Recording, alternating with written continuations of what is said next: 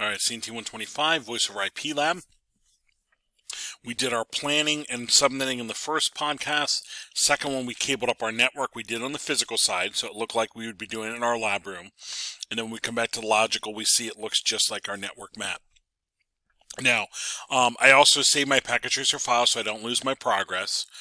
Over here, I did a quick screen capture of my map. I just used the snipping tool to do it, and now I have that handy so I don't have to scroll back and forth in my lab. I'm now going to move on to configuring the switch. The first part of the switch is all stuff you've done before, so should be able to kind of do from memory. We're going to give it a name, we're going to give it an IP, and we're going to create our VLANs. So I'm going to click on the switch here. I'm going to click on the CLI tab. That's going to console me right in. Let's do enable config T. We're going to give it a host name. I'll call this one voice over IP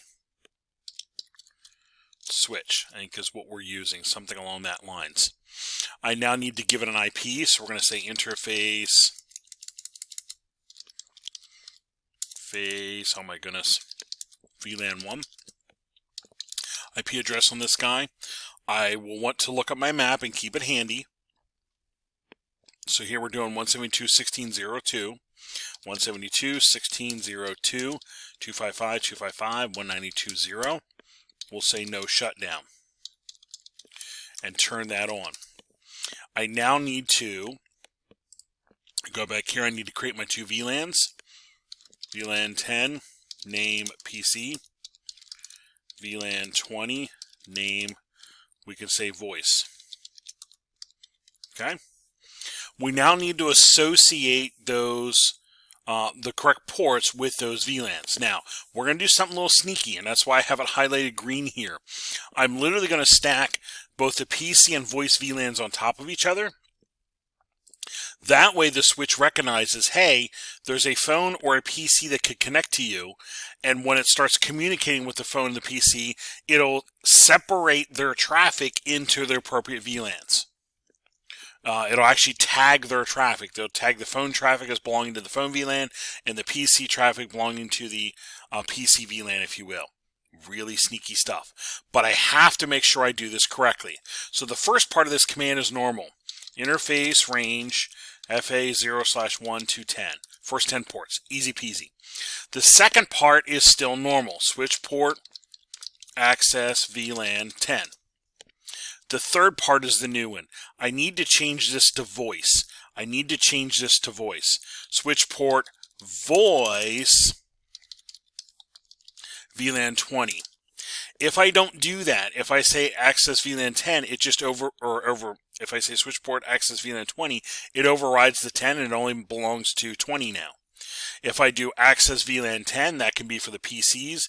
If I do VLAN voice 20, that can be for the phones. And it'll literally stack those two on top of each other. So if I do an exit, I'm going to do a show run. What I see is literally both of those VLANs are assigned to that switch port, but they're like, hey, if it's a PC, put them in 10. If it's a phone, put them in 20. Pretty cool. And if I do a show VLAN, I literally see the same kind of thing. Let's make this wider here. These ports belong to PC, and the same ports belong to voice. Woo! All right, I now need the trunking port on 24. So config T, interface FA0/24, switch port, mode trunk. All right.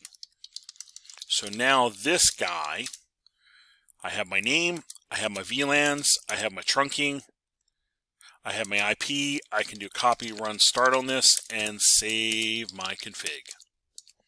Okay, the switch is now done. Okay, we don't have link lights on yet. We won't until we get the rest of the config done, and then we power up the phones.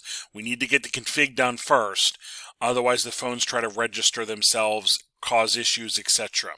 So we're going to get everything configured, and then we'll worry about powering up the phones. All right, next podcast we'll come back and start the router config.